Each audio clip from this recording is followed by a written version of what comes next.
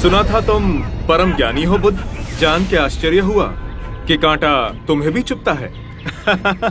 अब तो गली गली ये बात ना उठेगी कि तुम तो कोई पहुंचे हुए महात्मा हो। ये कांटे हमने बिछाए हैं। इस गांव में तुम्हारा स्वागत नहीं। हर दिन अनाज भिक्षा में मांग कर ले जाते हैं। चलो चलो, दूसरे गांव का रास्ता लो। मेरा आप लोगों से अनुरोध है कि मुझे अपने गांव में भिक्षाटन करने दें।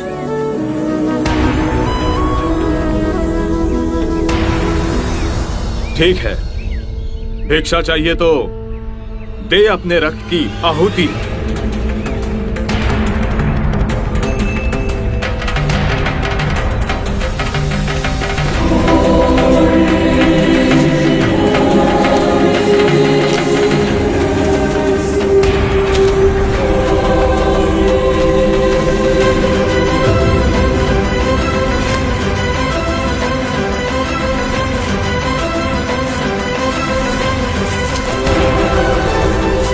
सुमित, रास्ता बुहारा तो इस गांव से तेरा दाना पानी उठ जाएगा।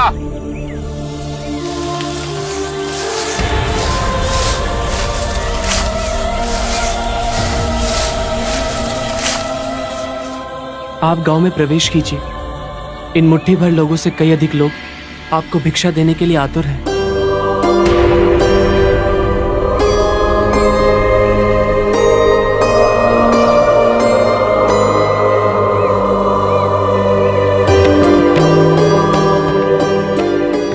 आप मुझे ना छुए। हाँ? नहीं तो मेरी छाया भी पड़ी, आप दूषित हो जाएंगे। क्यों दूषित हो जाऊंगा मैं? तुम भी हम सभी की तरह मनुष्य ही हो, और एक मनुष्य का स्पर्श दूसरे मनुष्य को कैसे दूषित कर सकता है? केवल लालच, घृणा, मोह, तृष्णा, हम ही मनुष्य को दूषित करते हैं। और तुम जैसा मनुष्य जिसमें इतना प्यार भरा हो, वो केवल दूसरों को सुख ही दे सकता है, दुख नहीं। कैसे महात्मा हो तुम? तुम्हें तो जाति वर्ण का ज्ञान भी नहीं है। चोला पहने कोई सन्यासी नहीं होता। अरे पाखंडी हो तुम, पाखंडी। जो मानव से उसकी मानवता को छीनता है, पाखंडी वो होता है। यदि मुझे पाखंडी कहे आप सभी को संतोष मिलता है तो ये उचित है, परंतु इस मनुष्य में भी हमारी तरह प्राण बसे। इसे नीचा कहे, इसका तिरस्कार करना सबसे बड़ा पाखंड है। यदि जानते नहीं हो तो मैं बता दूं, ये धर्मशास्त्र है। पाखंड कैसे हुआ?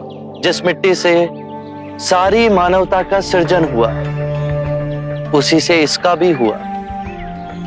मानव और मानव में भेद कर आप सृजनकर्ता पर कीचड़ उछाल रहे हैं। यदि हम आकाश में कीचड़ उछालेंगे तो आकाश तो ऊंचा ही रहेगा, परंतु कीचड़ वापस हमारे ऊपर ही गिरेगा। आकाश ने तो भेद नहीं किया, वो हम सभी को एक पिता समान ढके हुए है। ये धरती धान उपजती है, इसने हमारे साथ भेदभाव नहीं किया। ये हवा हम सभी के लिए समान बहती है।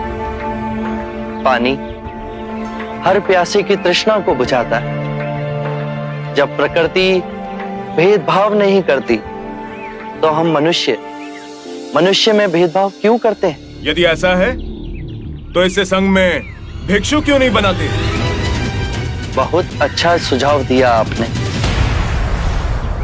सुनीत, क्या तुम भिक्षु बनना चाहोगे? मैं अछूत, आप जैसे महात्मा का भिक्षु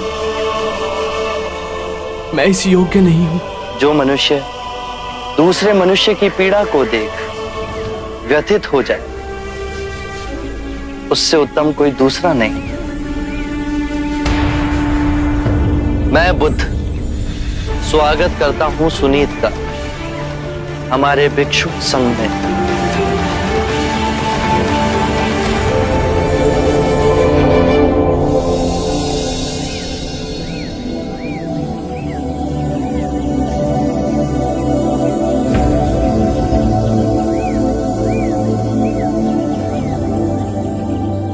सारा जीवन किसी ने दया के दो शब्द ना कहे मुझसे, और आज इतनी करुणा बरसी है। पहली बार ऐसा लग रहा है कि मैं भी मनुष्य हूं, पर जो मैं कर रहा हूं यह अधर्म तो नहीं? जो अधर्म आज तक हुआ वो अब नहीं होगा। हर मनुष्य में चेतना का द्वार है, बस उसे ही अपनी संभावना को पाना है, अपनी गरिमा पे पुनः लौटना है। मेरा मार्ग प्रेम का है, वहां सबका सत्कार है। गंगा, यमुना, ऐरावती, सरयू, माही, ये सब नदियां हैं, और ये सब अंत में वह सागर में मिल जाती हैं। वहां उनका ना भेद होता है, ना ही नाम। उसी प्रकार जिस भी मनुष्य ने अपना गृह त्याग कर सत्य के पथ पर चलने का निश्चय किया, चाहे वो ब्राह्मण हो या क्षत्रिय, वैश्य या शूद्र ही क्यों ना हो, उसी महासागर में विलीन हो जाते हैं।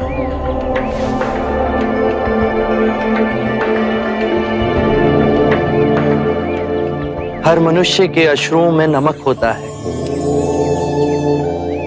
उसके लहू का रंग लाल होता है। ये भेद मनुष्य ने मनुष्य को उत्प्रेरित करने के लिए बनाए। आज मैं इन भेदों को काटता हूं। आज सुनीत को दीक्षा देना क्रांतिकारी होगा। हम पर बहुत से संकट आएंगे, हमें और तिरस्कृत किया जाएगा, पर सत्य आने वाली आंधी के सामने अडिग रहेगा।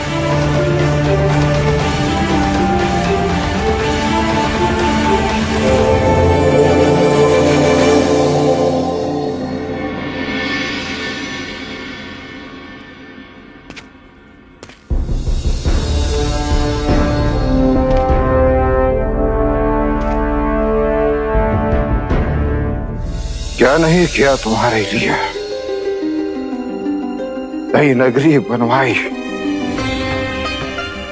रोगियों से दुखियों से तुम्हें दूर रखा, गणिकाओं के बहुपाश में तुम्हें बांधने का प्रयास किया, जिससे तुम वैराग्य से दूर रहो। यशोधरा से विवाह करवाया, उससे पुत्र हुआ, परंतु मैं तुम्हें पा न सका। तुम महाराज, महाराज, आप क्या कर रहे हैं? आपको वैद्यराज ने विश्राम करने के लिए कहा था।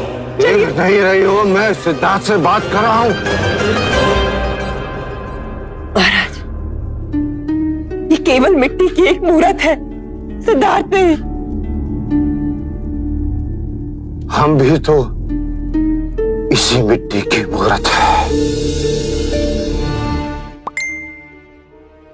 एक दिन